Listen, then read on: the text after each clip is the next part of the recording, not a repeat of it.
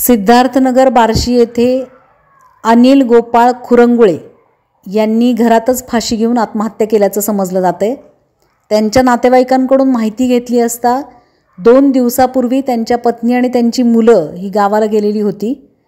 तेव्हाच त्यांनी 2 दिवसापूर्वी अनिल खुरंगुळे यांनी फाशी घेतलेली आहे। साधारण त्यांचं वय 45 ते 50च्या दरम्यान आहे। त्यांच्या पत्नी जेव्हा गावावरून आल्या आणि त्यांनी घर उघडलं असता घरातून वास आला, तेव्हा त्यांना समजलं की त्यांनी फाशी घेतलेली आहे।